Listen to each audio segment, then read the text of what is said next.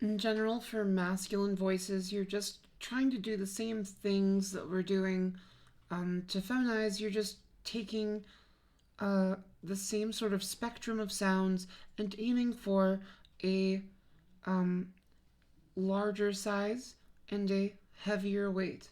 So you'll want to start by listening for those changes. There's a couple of different clips you can listen to that cover those in general, but once you do, you'll start listening for those changes and start to mimic some of those. So you'll want to see if you can get a little larger. I'm gonna start at a like relatively small size. Um, 1, 2, 3. Right, you can hear it's like really small. 1, 2, 3. I'm gonna start to get larger. 1, 2, 3. One. Now if I don't increase the weight, this larger size is going to sound kind of dopey, yawny, cartoonish. It might take you to a place that sounds like kind of like Mickey Mouse maybe, or like Patrick Star, or something similar. These are some really great places to start if all you're changing is size. From here, you'll probably want to start to layer on some weight. So you're going to look for a more full sound. You're going to aim for a heavier, more engaged, more energized, more intense kind of sound quality. You can listen to the weight clips to kind of get a sense of what those sound like in isolation. But in the context of looking for a more full sound here, we're looking for a heavier weight to balance out this large size. And you'll go, hey, hey.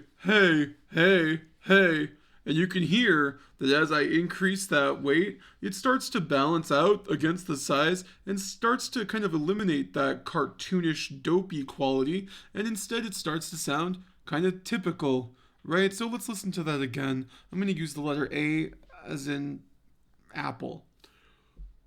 Starting here, I'm gonna get larger. So A. I got larger. I've got this kind of yawny sound. A. And now I'm going to start to layer on some weight. A.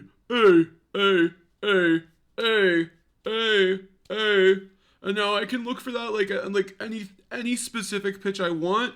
It can be useful to target like A3 at first, maybe F3 if you feel comfortable going down that low, and then long term you're going to want to see if you can increment your pitch even lower and start to look around like E3, D3, maybe even C3, and if you can get to the second octave, that would be fucking cool. You want to get to like a B2, that would be awesome. But that might be difficult. I have seen some people who are pre-T achieve a B2 or second octave sounds, but it tends to be more rare. Instead, you'll want to see if you can find like whatever feels comfortable. I would say that your extreme bottom end is not going to be super useful for this.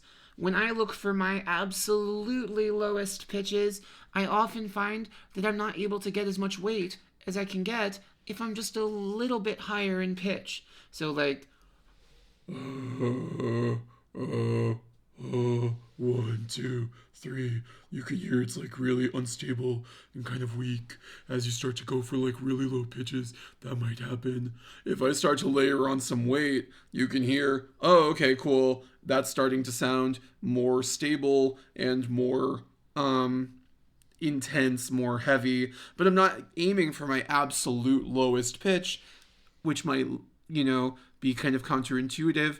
Over time, I think you'll be able to layer on some additional weight down there, but especially at first, don't go for your lowest pitch. Go for where it's low enough for you to get heavy and start to get the change that you're looking for. So this is a little bit of a mask overview. If you have any questions, let me know.